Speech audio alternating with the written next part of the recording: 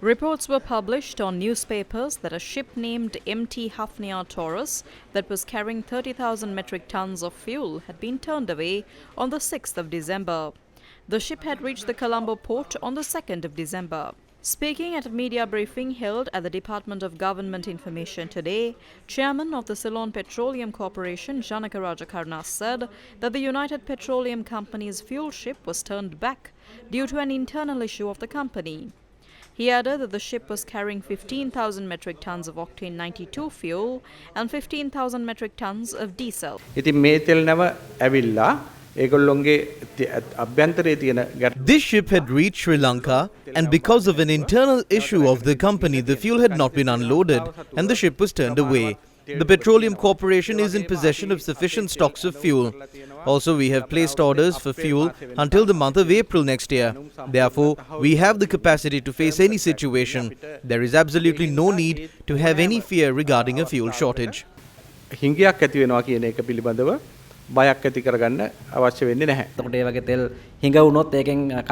inform them that if there is a shortage, it will damage the good name of the corporation. We also proposed to them that we can provide the fuel required to their suppliers and customers. I propose that there is no need for us to consider the internal issues of a private company as a national issue.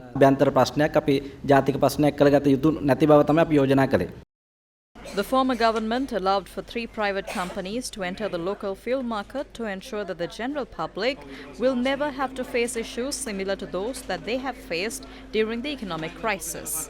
The private companies Sinopec, United Petroleum and RM Parks had then entered the local fuel market.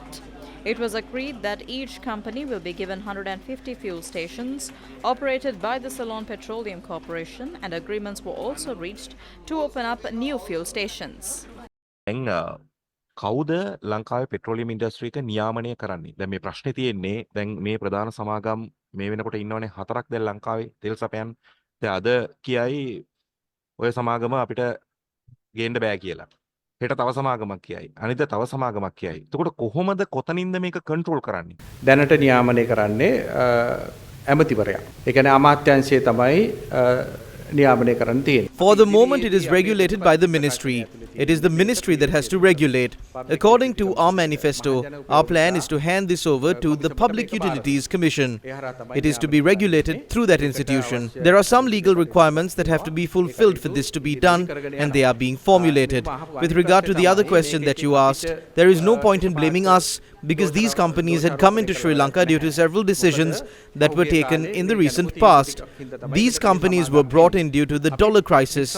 If there is no issue with the dollar reserves, these companies are not required. It was when the dollar crisis was ending that these companies were given permits. If that was the case, these permits should have not been issued. But these permits have been issued.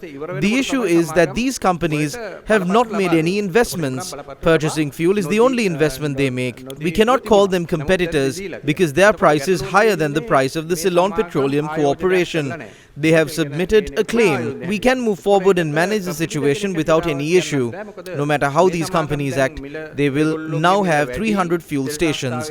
We cannot amend these agreements as the Ceylon Petroleum Corporation. Even the government has accepted the fact that there are certain parts of these agreements that need to be amended. This was presented even during the meeting held with the IMF. Those officials too agreed that there are certain terms that should be amended. The Secretary to the Ministry is taking the relevant action to address this. නිලධාරීනුත් පිළිගත්ත මේ යුසුම් වල සංශෝධනය කළ යුතු කාරණා තියෙනවා කියලා. ඒ හින්දා මම හිතන්නේ මේ වෙනකොට අමාත්‍යාංශයේ ලේකම්වරයා ඒ සඳහා අවශ්‍ය කටයුතු කරගෙන යනවා.